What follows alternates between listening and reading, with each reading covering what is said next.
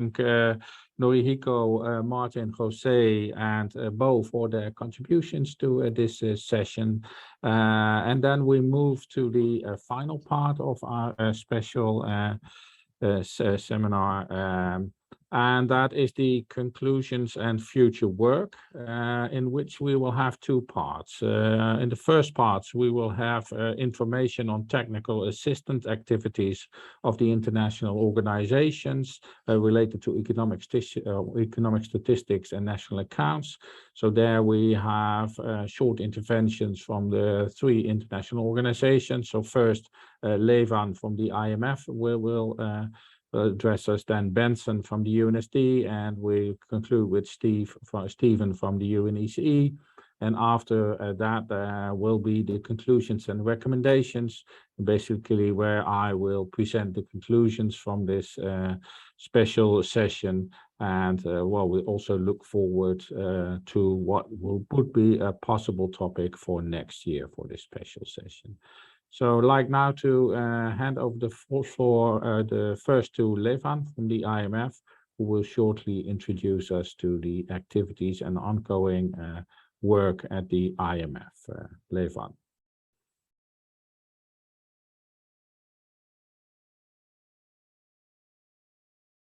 We can't hear you. Thank you very much, Gerard. I hope you can hear me now. Yeah, we can hear you.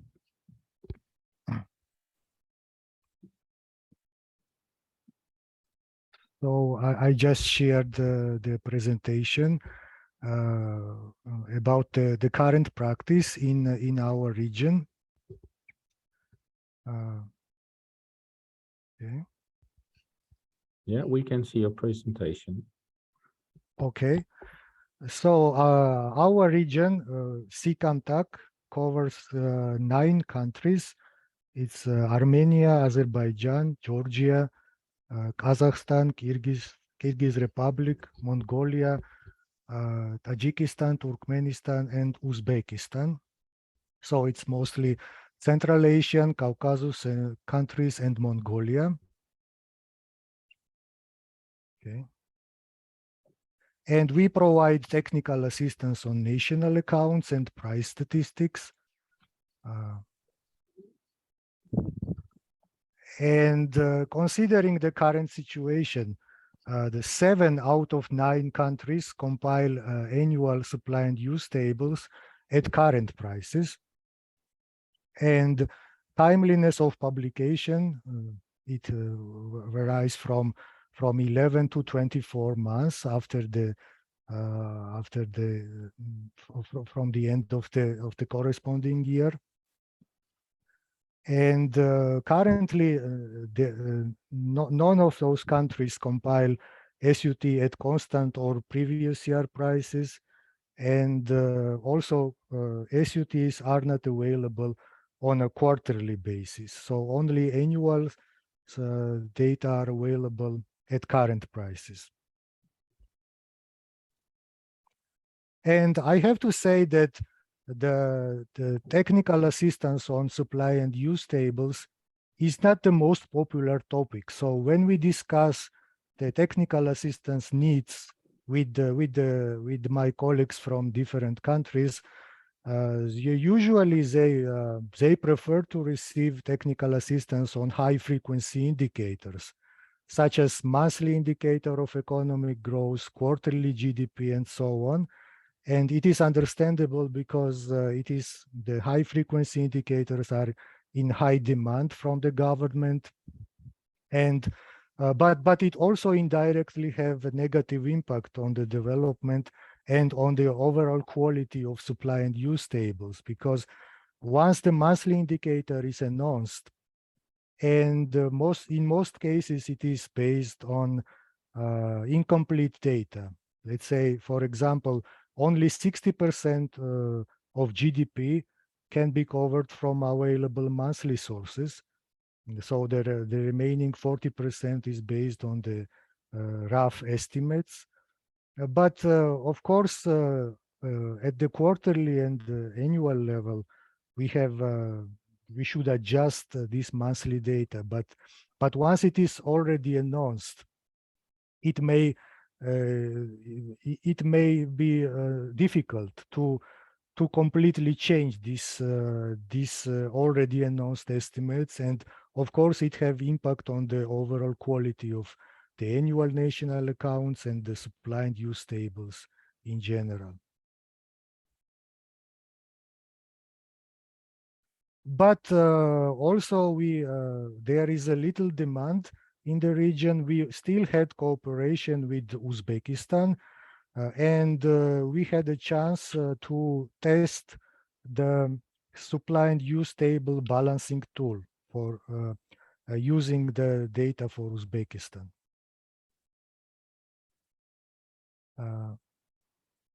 And we compiled the supply and use tables at current prices for 2019. It was some sort of experimental calculations. We had 82 types of products and 82 types of economic activities. So it was kind of a symmetrical model.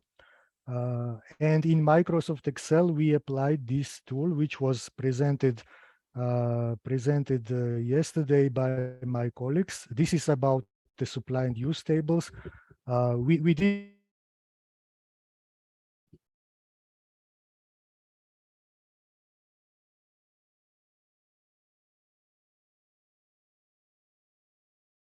We seem to have lost connection with. we did not use. Sorry. Levan, your connection is quite unstable. Okay. Perhaps you can turn off your video.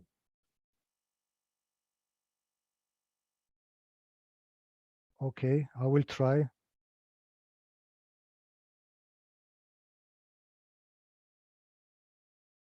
Okay. Can you still hear us, Levan? Yes, I can. Okay, please go ahead. Okay. So, and this tool worked very well. I mean, we balanced supply and use tables in a short period of time. And my colleagues from Uzbekistan were very satisfied using this, and it ensures balance, and it also ensures it saves time and energy for the national account staff, and this time and energy can be used to develop other to work in other areas. But of course, there are still some problems, and mostly this tool ensures arithmetic balancing, but there are still some issues because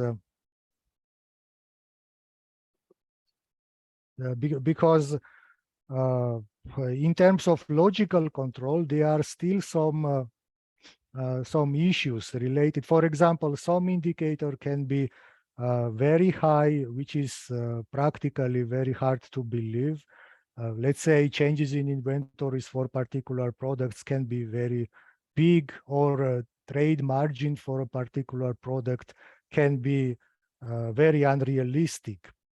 And you cannot completely exclude human factor from this balancing process. And we had to go back through all this, and we had to change something manually, just to ensure that this process is also is also uh, uh, satisfies some logical criteria. And finally, the problem is that the supply and use table is compiled at the final stage when the annual GDP is already compiled. So in case of Uzbekistan, and they are the same issue we can see in other neighboring countries, that there are too many fixed indicators when balancing supply and use tables. So we cannot change, for example, output, intermediate consumption, gross value added, and some indicators from the use side as well. like gross fixed capital formation and so on, because it's already published, and we don't have right to revise these estimates in our supply and use table during our work. So and it really limits the usefulness of the supply and use tables, and of course it affects on the overall quality of this product. And in order to avoid this, we decided to compile supply and use tables before the annual GDP is published. And this is our current plan for Uzbekistan. We are going to implement SUTs much earlier, before the annual GDP would be published. And in this case, we will not have too many fixed indicators, and we will have a chance to adjust annual GDP based on the supply and use tables. So in the current practice, SUTs are just an appendix to the national accounts, which play a very small role in the overall formation of GDP and other important indicators. But our idea is to compile it before the GDP, and we try to give them a more central role in the formation of GDP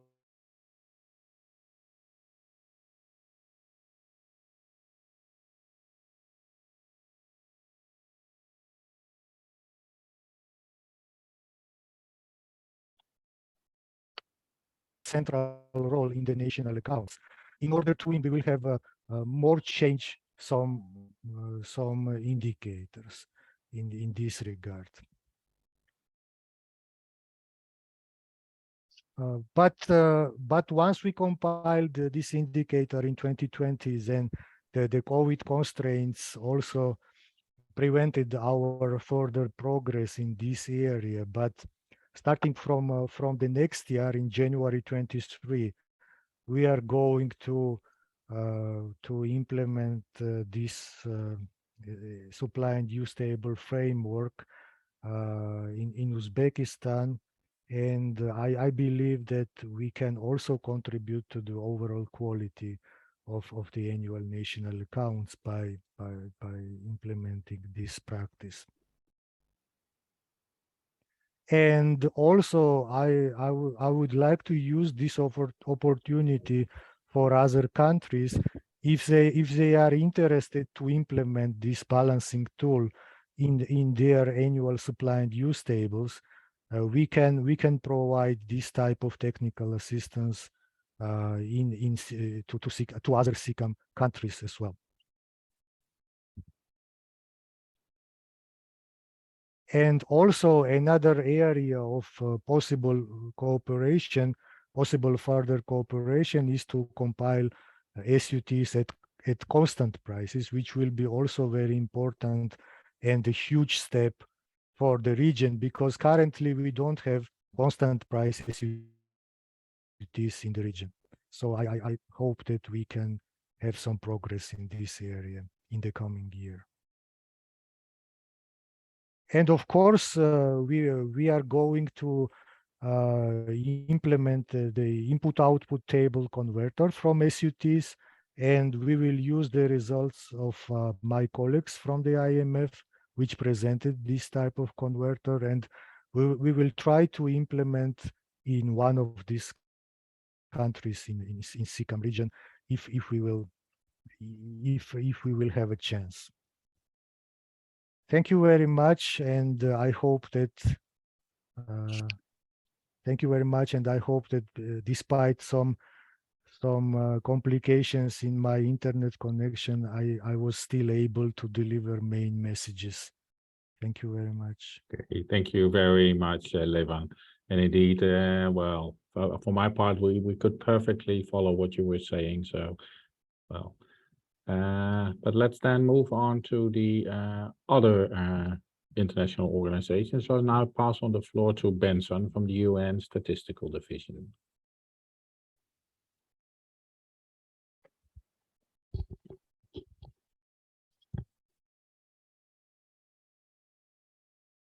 Benson? Oh.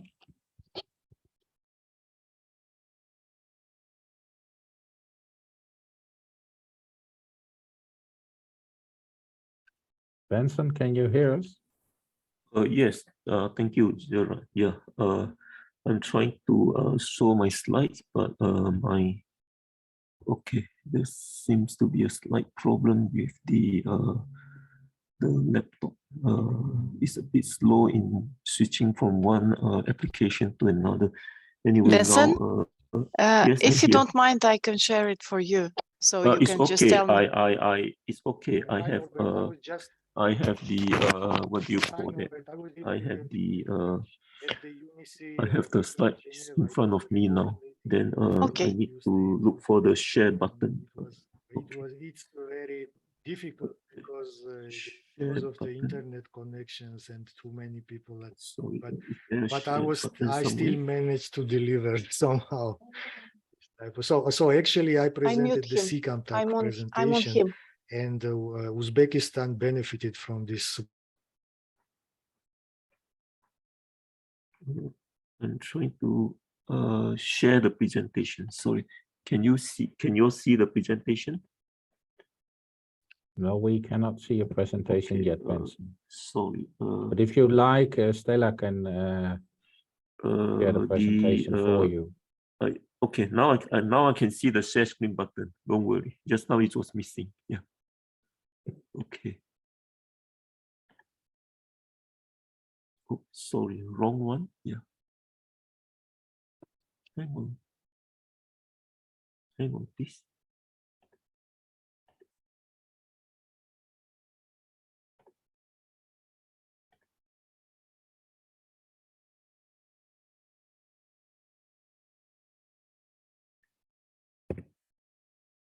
Stella, can you share the presentation for Benson?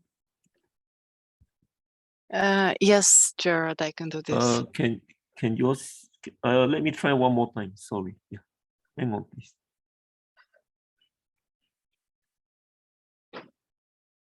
Okay.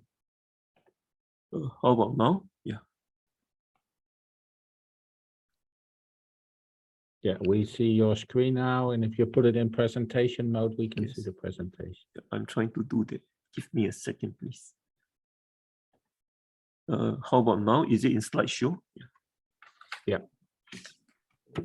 Thank you, Gerard, once again, and also thanks. Sorry to keep everyone waiting. Okay. For this presentation, I just want to give an overview of the guidance notes process as part, and also the experimentation and testing exercises that we are conducting as part of the initiative to update the 2000 SNA. And at the same time, I also like to share some forthcoming UNSD activities in the various statistical domains for the remainder of this year as well as next year. Okay.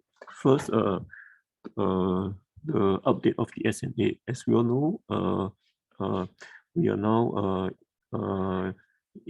now implementing this global initiative to update the 2008 SNA as well as the BPM6. For this purpose, the UNSD has set up this website known as the Towards the 2025 SNA. And this website provides detailed information on the process to update the 2000 SNA. And also, basically, as you can see, this process involves a three-pronged approach, which involves undertaking technical research and prioritize in other national accounts issues. And also, it also involves the organization of experimental exercise to test some of the recommendations in guidance notes. Another approach involves engaging in a broad consultation on the issues related to these areas. And the third element of the approach involves ensuring overall consistency with other statistical standards in economic statistics. That could be CPC, GFS, MFSM, CIA, and so on. And on the right-hand side of this website, you see that we have set up a number of task teams from the national account side to tackle various topics on the research agenda. They could know the priority areas are like digitalization, well-being and sustainability, and also globalization, communication. We also have other topics to work on, like the fit or joint financial and payment systems, and also the informal economy, Islamic finance. We also have various task teams set up by the BPM to tackle issues which are specific to the balance of payments. Now,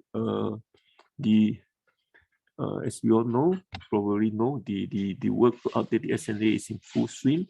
Most of the research work has been conducted, and we have also endorsed quite a number of guidance notes for publication in the next SNA.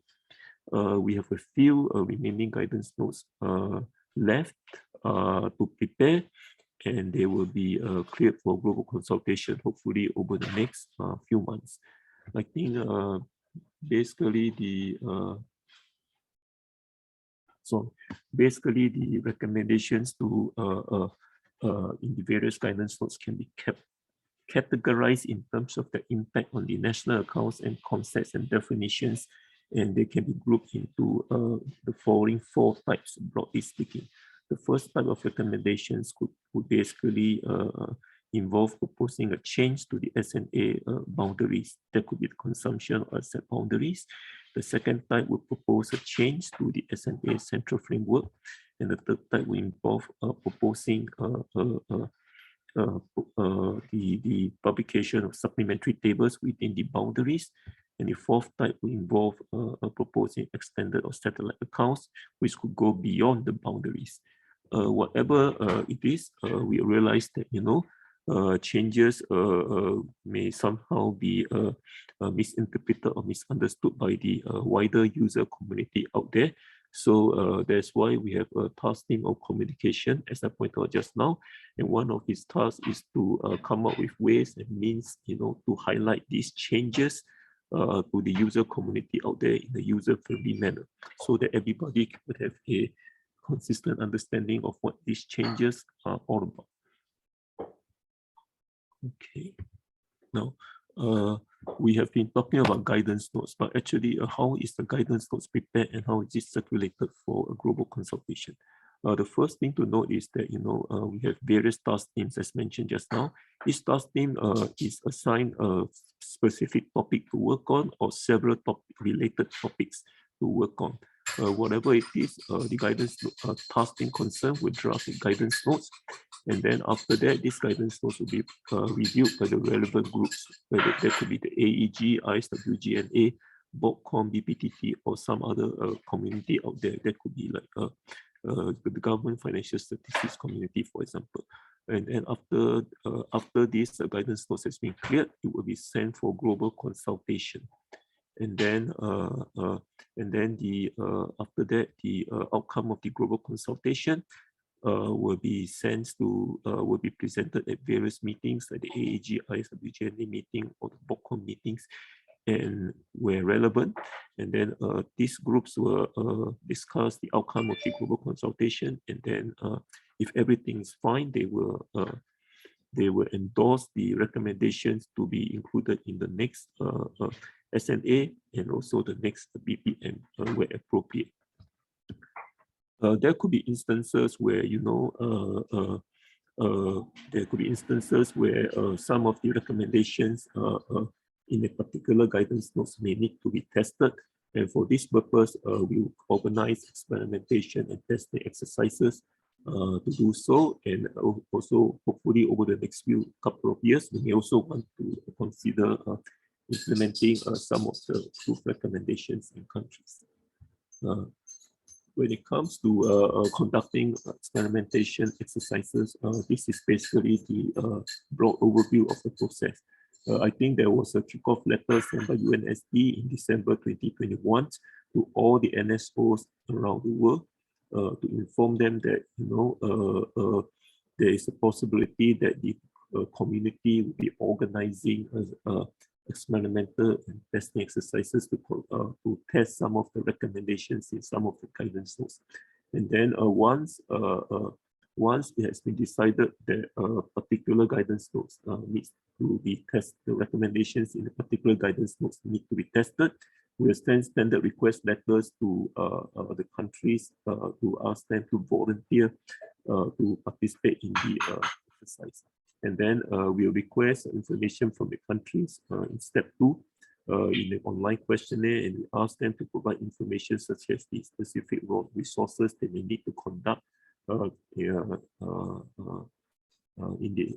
the exercise, and also they could provide information like what sort of data they would need to use to conduct the exercise, and they'll be asked to fill out an online baseline assessment form, which basically asks them to provide information on the which version of the SNA they are using, the surveys they're conducting to compile national account estimates, the type of base year they use to compile the volume measures, and also the form also asks them for any information on satellite accounts that they are compiling.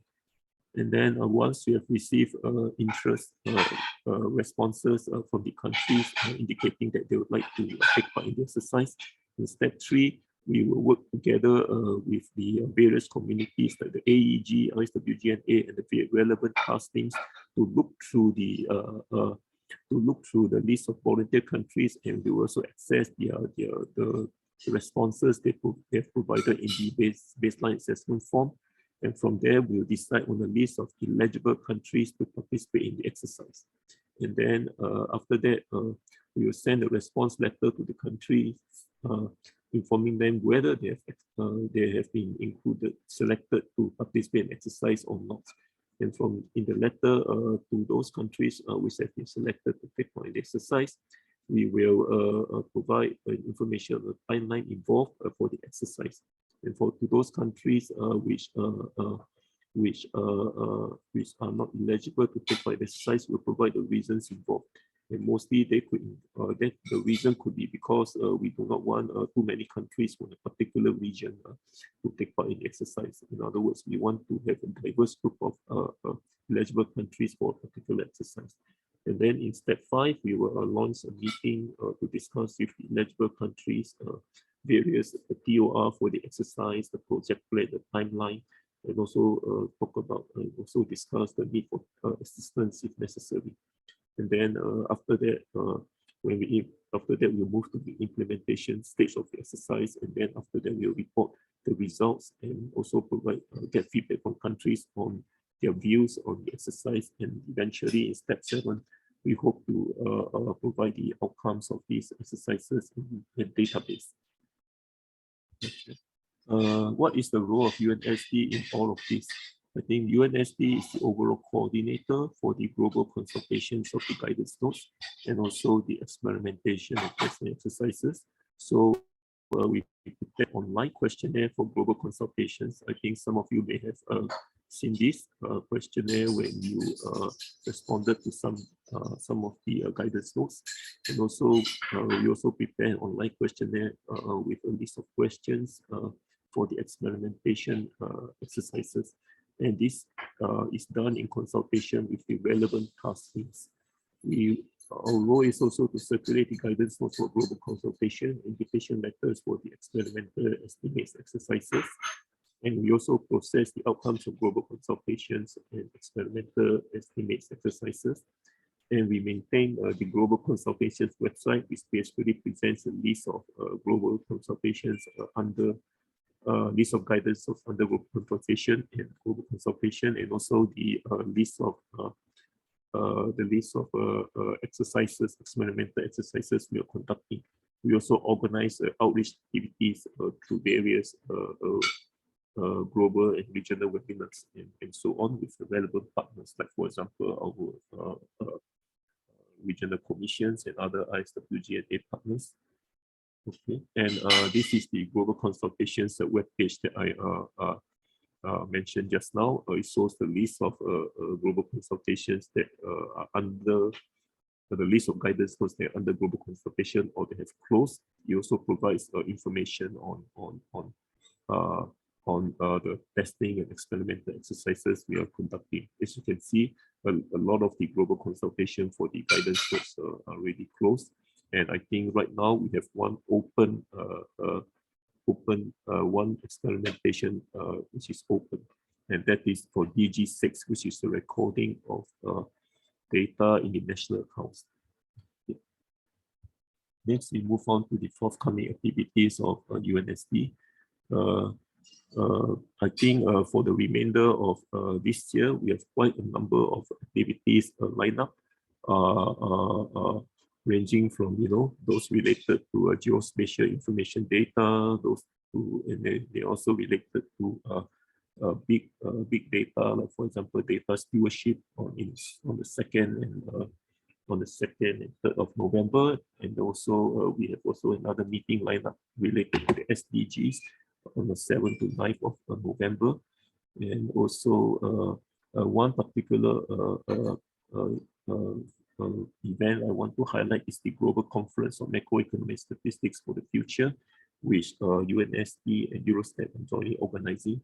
The conference will provide presentations on the recommendations of the 2000 SNA. It's basically to inform and communicate to high-level stakeholders like ministers, key policymakers in government, the senior officials in the statistical agencies on the work that has been done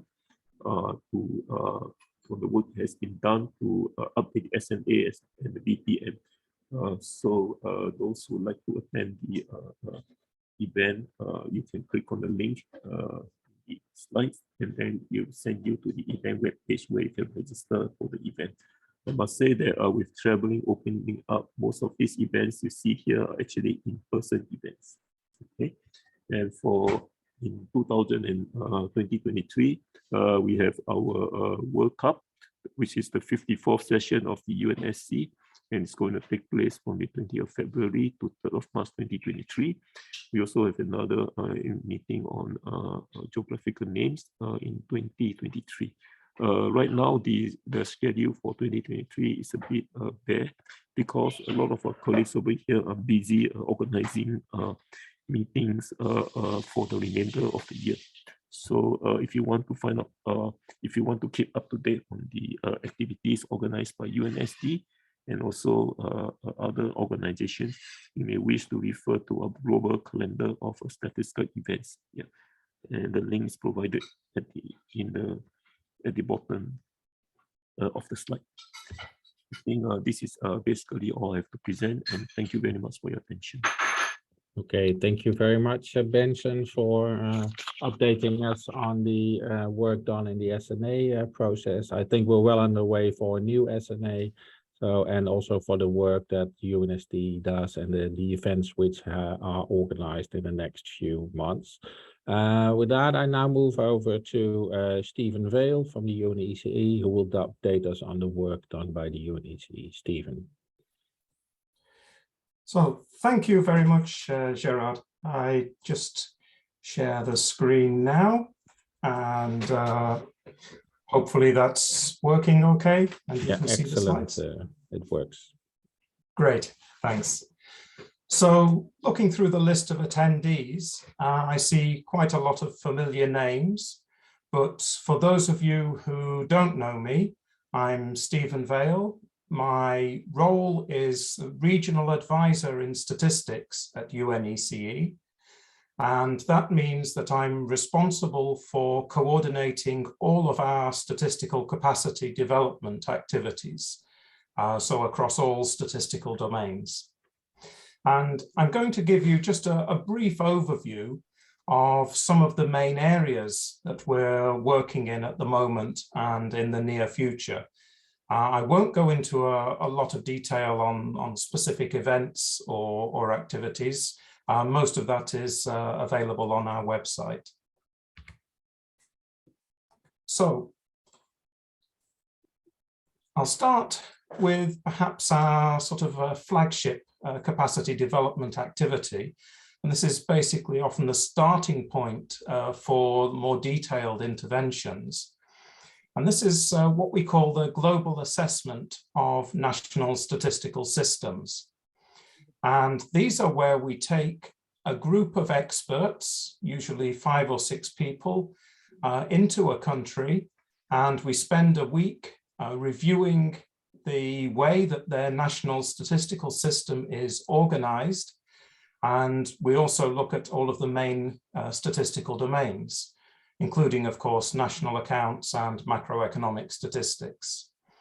The outcome is a report, usually between 60 to 90 pages of detailed assessment, with typically around 100 recommendations for improvements in different areas. So this year we've been completing the global assessment in Turkmenistan.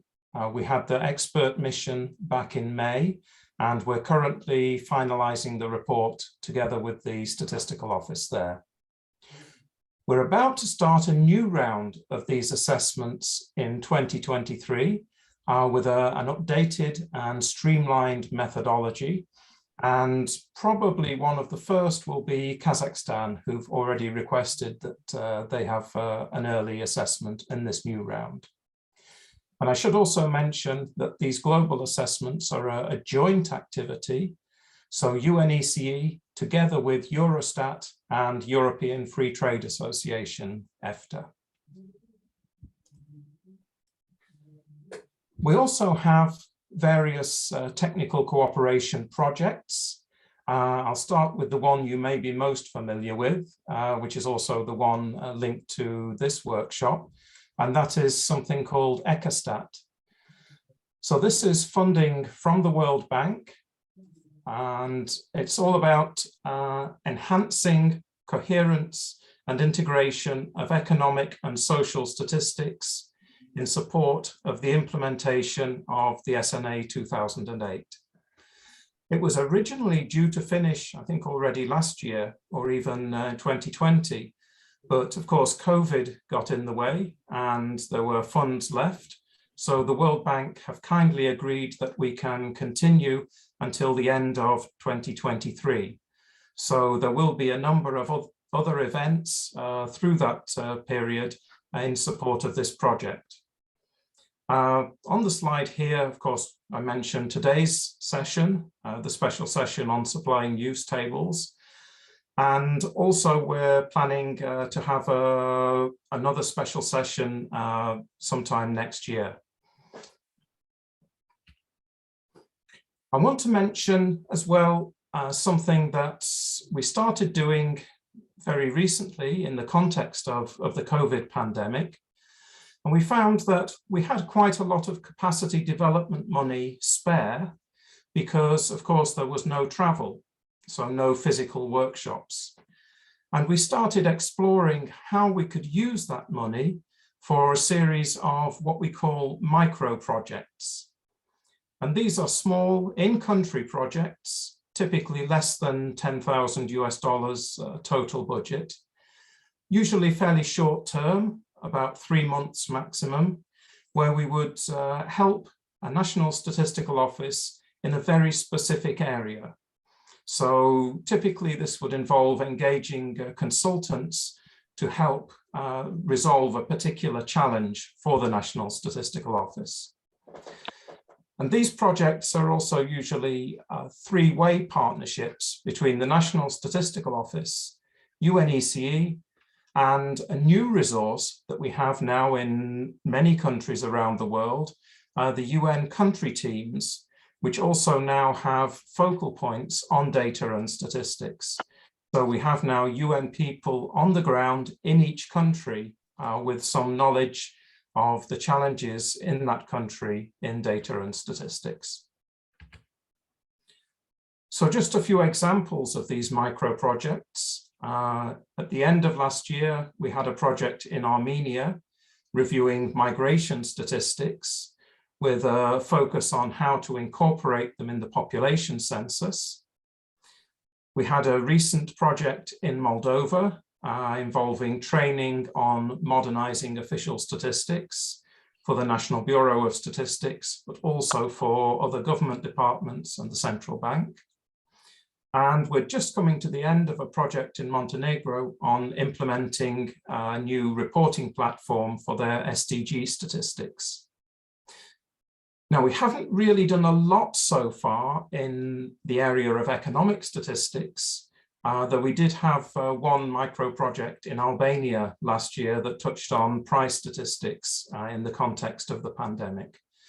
So the last bullet point on this slide is to show that we're open to proposals from countries for micro projects for the coming years. So if you have any proposals, please get in touch.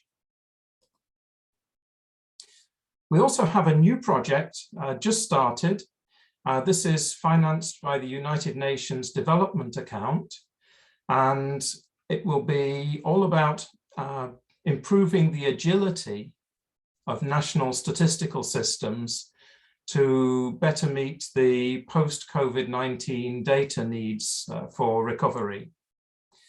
And this is a joint project with UN Statistical Division, the 5 regional commissions, a UN Environment Programme, and the UN Office for Drugs and Crime. It will run until the end of 2025 with a total budget in the region of $3 million US. And again, I'm mentioning this at this stage because it has a macroeconomic component. It's mainly focusing on the International Comparisons Project and, of course, purchasing power parities across the region. But there will be some limited scope for other activities in the area of macroeconomic statistics. And our first challenge in this project is to identify a small number of target countries, maximum 15 across the whole world. So obviously we can't include all countries directly in this project. But again, if there's interest, please contact us and we can give you more details. Finally, another new project we're just starting, this time with support from Eurostat. And it's about the use of geospatial information in official statistics.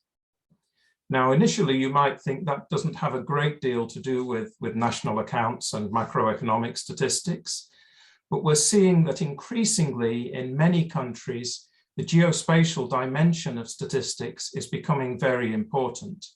And for example, in Australia, they're considering using location as the key linking variable across many different areas of official statistics. So I think even in the area of national accounts, I can see geospatial information becoming more relevant over the coming years. So this project will provide support for developing standards for data integration and also to facilitate meetings and discussions on integrating statistical and geospatial information across the UNECE region. So that was just a short summary of some of the main areas that we're working on. Just to mention briefly, we have probably around about 30 expert meetings every year, which also have a capacity development aspect to them. And some of them even have separate capacity development workshops back to back. I know you'll be familiar with that in the area of national accounts, and maybe also price statistics, business registers and other areas. And of course, on top of that, we also have various other workshops ongoing, and we have specific activities with individual countries. I just want to stress finally that our activities, particularly those with individual countries, are demand driven. So don't expect us to come to you with proposals. We want you to come to us with your ideas, and we'll consider how best we can meet those demands. So thank you very much. Okay, thank you very much, Stephen, for your presentation and the work done at UNECE. I must say I really like the idea of micro projects with really hands-on, just tackling one small problem, which basically directly helps a country. And well, also your request, well, if you need help, please contact us. So I think that also holds for the other 3 presentations. I think this item is for information, but shows that if you need assistance, if you need help, if you need support, the international organizations are ready to step in, and they have various ways of helping you with parts of, for example, in implementing supply and use tables or other areas in national accounts or macroeconomic statistics, but also in other areas. But let's see if the 3 presentations lead to any questions. I see nothing in the chat. Then, well, we move to the final part of this 3-day special session on supply and use tables and input-output tables. For that, we with the Secretariat, so Sanjeev and I with the Secretariat, prepared a short presentation in which we basically, well, say something about the organization of this special session, but also look at the conclusion and main takeaways we extracted from the discussions and presentations we had over the past of the past 3 days. So next slide, please. So we had 4 sessions over 3 days where we covered the compilation and balancing of supply and use tables. We talked about deriving input-output tables from the supply and use tables. We had a session that's actually today on the new development in supply and use tables and input-output tables, where we also looked at the multi-regional, multi-country input-output tables. And the final session was on technical assistance activities available in the ECA and C region, where we had the UNSD, the IMF and the UNECE giving us information on all the assistance activities they are doing and how they can help you as attendant and participant of this special session. We also gave feedback from the UNECE questionnaire. We had 12 presentations. We demonstrated 2 IT tools, one on balancing on the supply and use tables, and one on a converter to convert the supply and use tables into input-output tables. We had over 100 participants per session from 42 countries and 10 international organizations, academia attended. So that's quite an impressive number. And if you look at the main takeaways from and conclusions from this seminar, I think we conclude that supply and use tables and input-output tables are at the heart of the national accounts.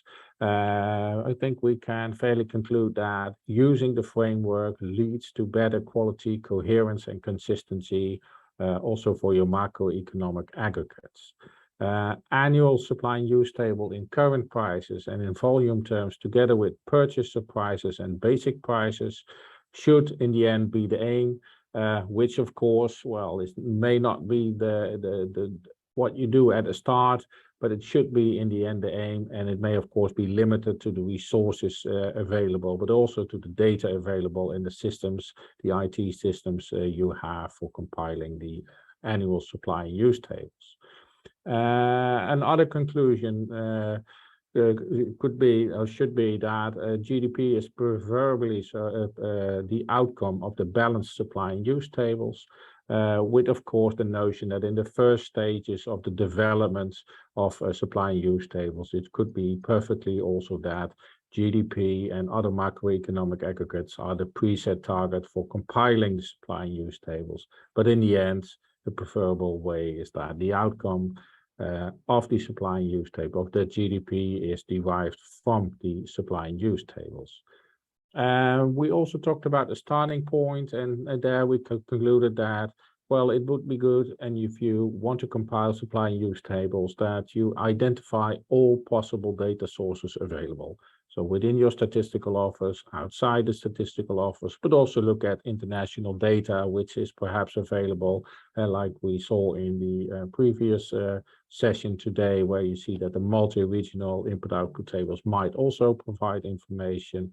And if you have all the data available, identified all the data which is available, you then look at what gaps do I have to fill? What information is not yet readily available, but do I need to compile the input-output tables? And in such a way, you have a structured approach in, well, collecting the data sources needed to start compiling supply and use tables.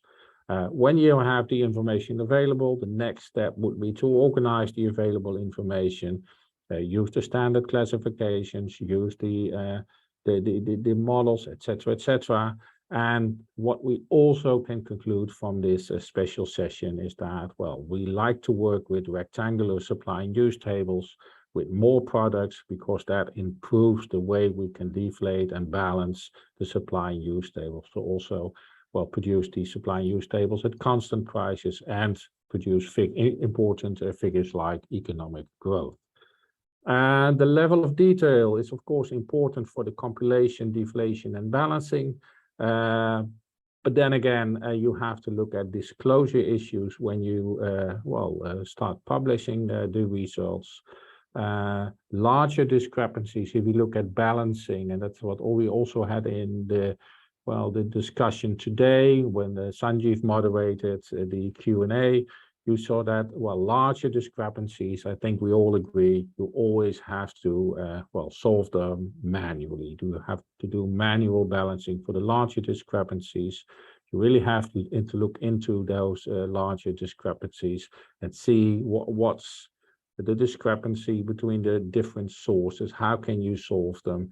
And once you, solve those larger discrepancies, I think the seminar quite clearly showed that there are IT tools available which can really help you to, solve the remaining smaller imbalances, which also save human resources and time. And finally, on this part, I think what also a conclusion is that when you start to publish your results from the supply and use tables, well, it's good to be open on the quality and the confidentiality concerns you perhaps might have on the outcome of the supply and use tables. In that way, you also help your users in understanding what the value added of the supply and use tables is. Next slide, please. Input-output tables should be derived from the supply and use tables. I think that's clear from the seminar we just had. And that's the way to go forward. So the supply and use tables, look at the industries, look at the commodities, and based on the balanced supply and use tables, derive the input-output tables. And that can, of course, be done by the tool which has been demonstrated in this special session. You have different models to derive the input-output tables, which of course completely depends on what the situation is your country is, but more importantly, what kind of information your users need. If the annual supply and use tables are available, like I said, freely available, and automated tools can support and save resources and time in producing the annual input-output tables, with of course the notion that the technology should always be checked and be analyzed what comes out of the tool, and is that economically plausible. It's always a human step which has to follow any automated procedure. The different automated tool and approaches are available, adapted to country needs and requirements. Like I said, the tool cannot do everything. Human and critical review is always needed, but you always also have to be very careful about what kind of information do you put into the model before you even start the model. Even there, it's important to be very critical about the data you have, the quality of data you have, and what you're asking the technology, the machine, to do for you. Next slide. In this seminar, we showed the IMF balancing tool, which is fit for solving smaller imbalances. And we also showed the IMF supply and use input-output converter. It's free, it's simple, it's flexible, and it does not require special training, that has been demonstrated in this special session. Well, with an Excel interface, you can quite easily set up your own supply and use tables and use the functions of the tool to balance the supply and use table. and the same holds for the converter.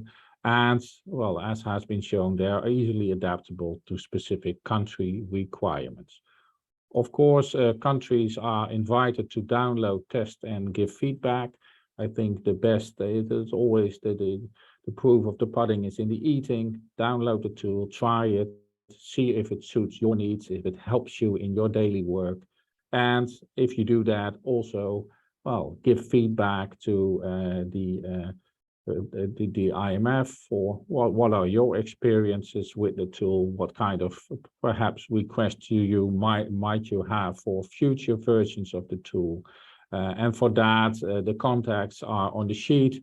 For the IMF balancing tool, you can contact Greg. And for the supply and use input-output table converter, you can contact Achille. And of course, you can also contact them for technical issues you might have with, for example, installing the tools, but also on the functionality of the tools. Or if you have a specific question when you are trying to apply the tool in your own production procedure, that, well, you may encounter an issue, and I guess they are always available to help you in that respect. Like I said, further improvements to the tool, for example, to include hybrid methods will be considered and presented in the future. So the tool is available, but of course will evolve over time as user needs also will increase. In today's session, we saw that increased policy needs of inter-country, global and regional supply and use tables and input-output tables. There are a lot of policy applications which require not only supply and use tables and input-output tables for one country, but more, the multi-regional input-output tables where countries are connected with each other in the supply and use table and input-output table models. Well, there you see several international projects like CO2 in the trade and final demand, the TIVA database, which has been presented, Figaro, which has been presented, and Exio base, which has been presented. Those,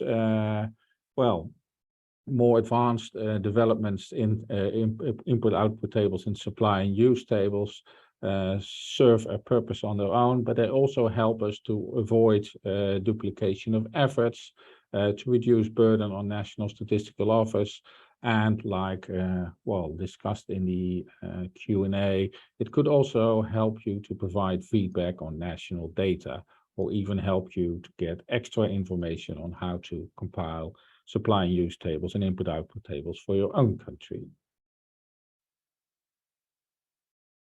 And in the last part of the seminar, we looked at the capacity development, and the international organizations provided us with information on their work. So the IMF Regional Capacity Development Center for the Caucasus, Central Asia, and Mongolia provides technical assistance on the supply and use table and input-output tables, including implementation of the tools, which have been demonstrated in this special session. IMF also assists IMF member countries on demand.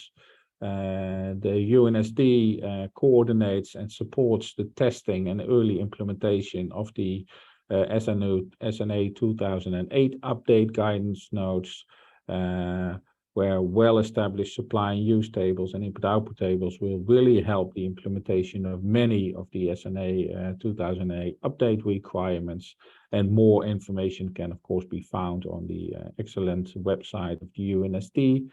And finally, Stephen updated us on the UNECE capacity development activities.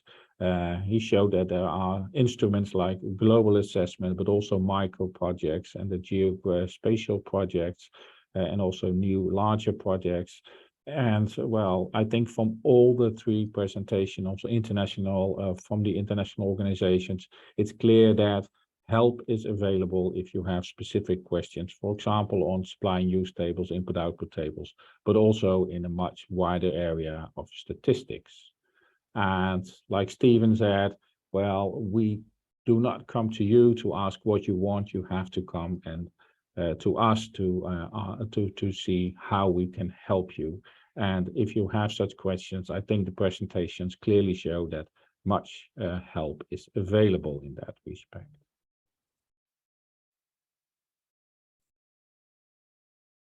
Next slide. So that I think is for now the main conclusions and takeaways we have from this special session on supply and use tables and input-output tables. Further comments and questions can always be addressed to the organizers and the presenters. For that, you can see the email.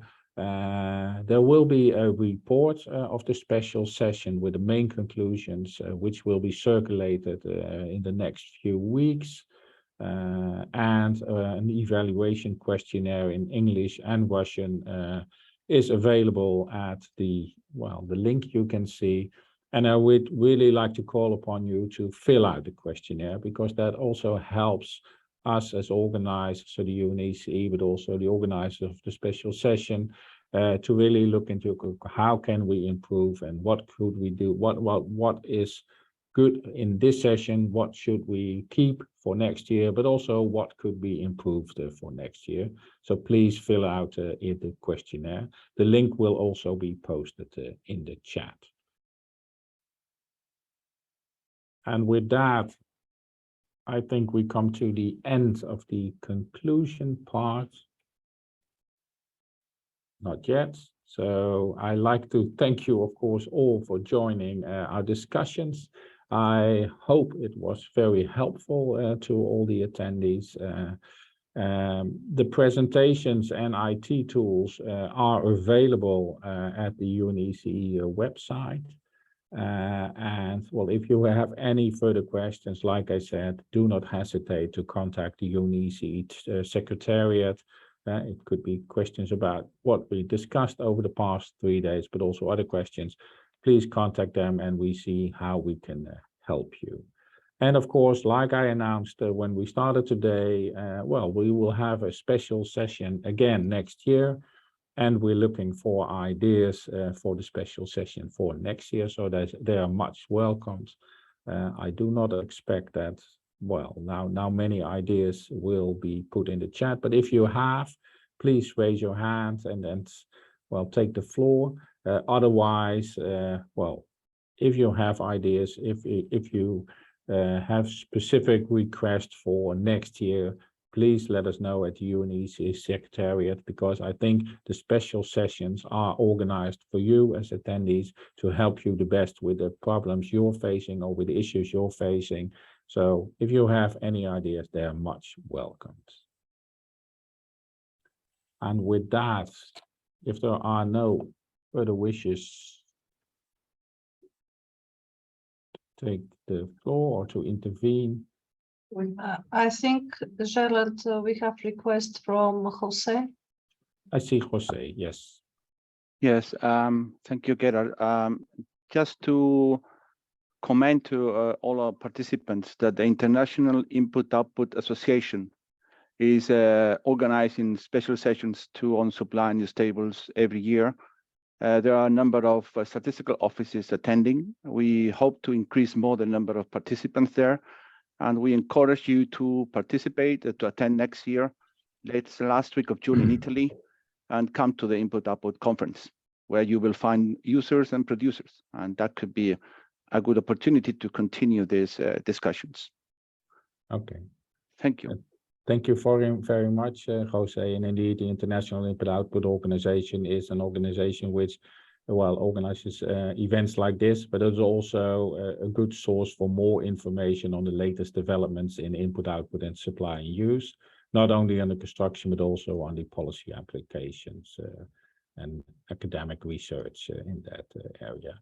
I think, Mira, it will be good to add the link of the International Input-Output Association in the report. Okay.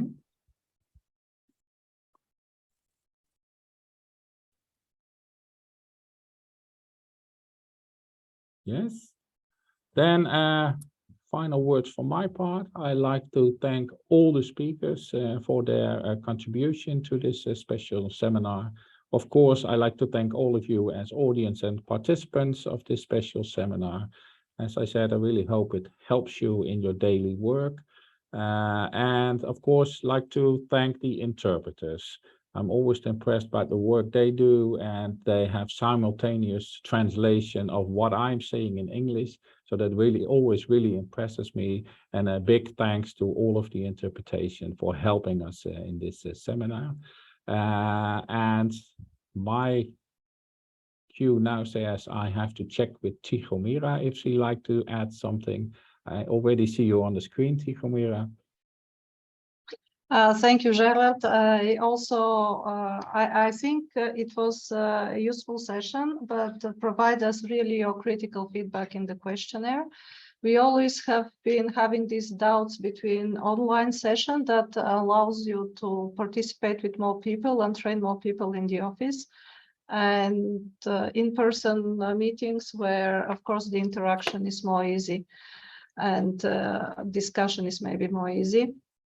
But we hope to hear from you. And as Gerald said, we look for your ideas for special session. We plan to organize one last one through the Echostat project in the first half of next year. With that, I want to have my special thanks to Gerald for chairing these 2 days and moderating and keeping the timetable and agenda and everybody on time. That was very important. Thank you, Gerald. And thanks to Sanjeev. Also special thanks to IMF colleagues for the presentation and the training in the 2 IT tools. I hope that will be really useful. It's like everyday work in the office, and we will improve it. Thank also to my colleagues here behind the scene. You haven't seen them, but for dealing all the support, and also to our colleagues from ICC who provided the platform and all the technical support for their very timely support. That's it. Hope to see you next year, and all the best from us from Geneva. Okay, thank you, Tihomira. And with that, I close the meeting with, of course, also thanking you, Tihomira, and the entire UniECE team for making this event possible. So thanks a lot, and we see each other soon.